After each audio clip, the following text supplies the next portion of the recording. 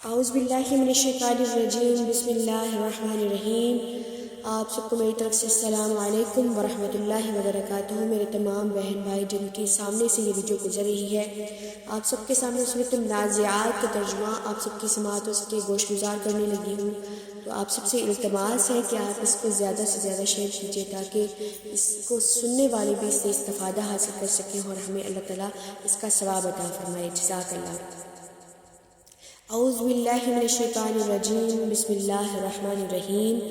میں پناہ مانگتی ہوں اللہ کی شیطان مردود سے۔ شروع کرتی ہوں اللہ تعالیٰ کے نام سے جو بڑا مہربان نہایت رحم کرنے والا ہے۔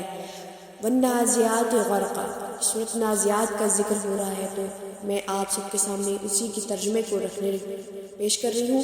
ڈوب کر سختی سے کھینچنے والوں کی قسم، ڈوب کر سختی سے کھینچنے والوں کی قسم، بند کھول کر چھڑا دینے والوں کی قسم، اور تیرے تیرنے اور پھرنے والوں کی قسم، پھر دوڑ کر آگے بڑھنے والوں کی قسم، پھر کام کی تدبیر کرنے والوں کی قسم، جس دن کانپنے والی کانپنے لگے گی اور اس کے بعد ایک پیچھے آنے والی پیچھے پیچھے آئے گی، اور بہت سے دل اس دن دھڑکتے ہوں گے جن کی نگاہیں نیچی ہوں گی۔ کہتے ہیں کیا ہم پہلے کسی حالت کی طرف پھر لٹائے جائیں گے؟ کیا اس وقت جب کہ ہم بوسیدہ ہڈیاں ہو جائیں گے؟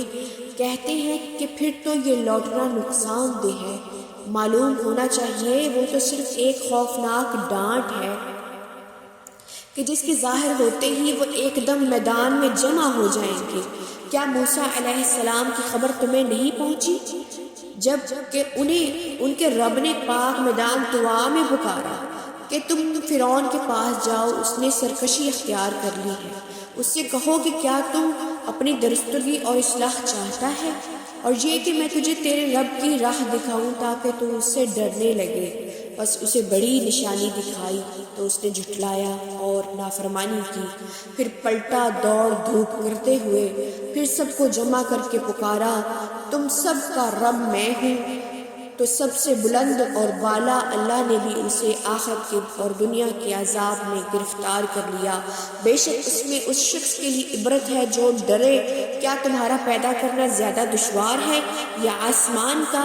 اللہ تعالیٰ نے اسے بنایا ہے، اس کی بلندی اونچی کی، پھر اسے ٹھیک ٹھاک کر دیا، اس کی رات کو تاریک بنایا اور اس کے دن کو نکالا، اور اس کے بعد زمین کو ہموار بچھا دیا اور اس میں سے پانی اور چارہ نکالا اور پہاڑوں کو مضبوط گاڑ دیا، اور یہ سب تمہارے اور تمہارے جانوروں کے فائدے کے لیے ہے۔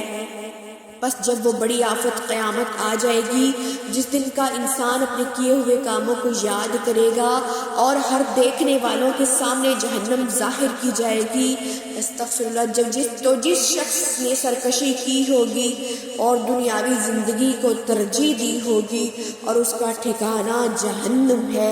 ہاں، جو شخص اپنے رب کے سامنے کھڑے ہونے سے ڈرتا رہا ہوگا اور اپنے نفس کو خواہش سے اس کو روکا ہوگا تو اس کا ٹھکانہ جنت ہے۔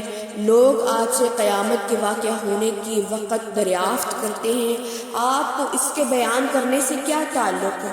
اس کے علم کی انتہا تو اللہ کی جانب سے ہے، آپ تو صرف اس سے ڈرتے رہنے والوں کو آگاہ کر دیجئے، اور جس روز یہ اسے دیکھ لیں گے تو ایسا معلوم ہوگا جیسے صرف دن کا آخری حصہ یا اول حصہ ہی دنیا میں رہے ہیں۔